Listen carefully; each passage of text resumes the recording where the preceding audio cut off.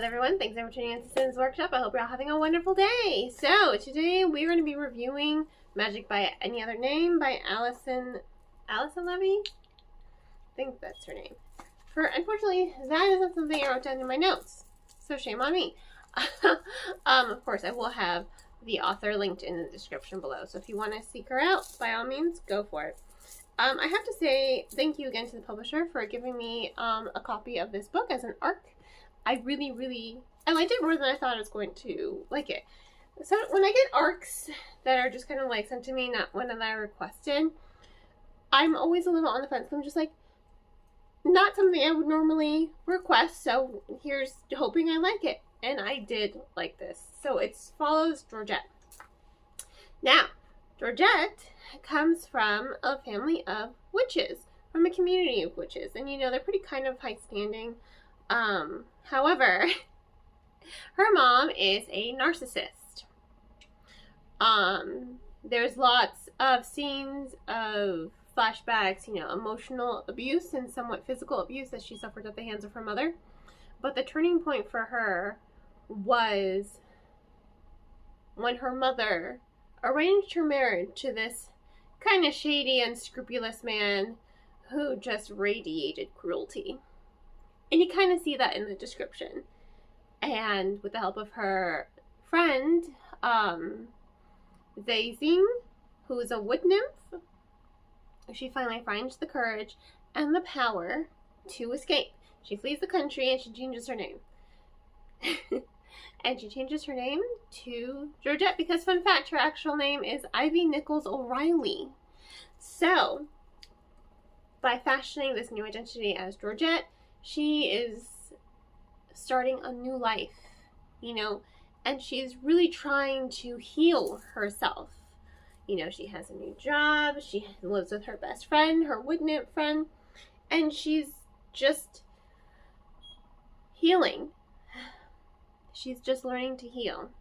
Of course, then she gets kind of involved with a were-hyena, a Valkyrie, a vampire. She discovers all sorts of magical creatures, hiding in the community that she's hiding in. She's like, oh, kind of like Gates, the Gates TV show, which, by the way, if you haven't watched it, watch it. But beware, it is only one season. It's disappointing because it was so good. But I digress.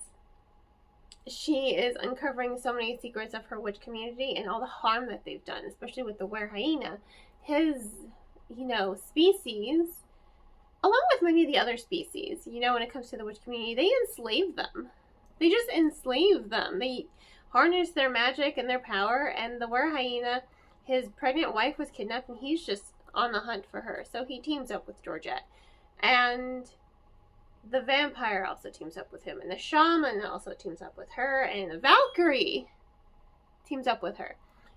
And here's what they do with her, which they don't like doing in general.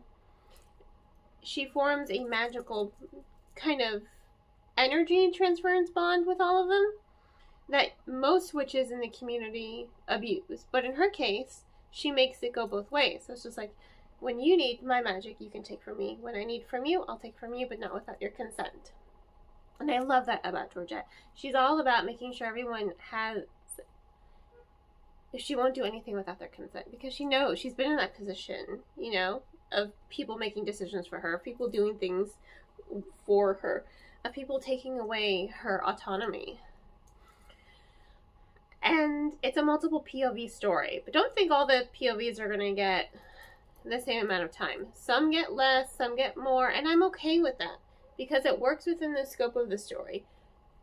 I think it's okay for authors to just devote the time they need to certain characters. You don't have to give every single character 5 pages, or 5 chapters, sorry. You need to just give them the time they need to develop and to form those character dynamics. And I think the author does a phenomenal job with that, because I will say the characterization and those character dynamics, that's the driving force of this novel. Because when you have this many characters, it does slow down the pacing of the story. It does. I'm not going to mince words. It does slow down the pacing. However, it makes up for it because you are captivated by this journey of healing. You're captivated on this adventure to find this man's missing wife, You're captivated by finding out more about this community, this fantastical creatures community.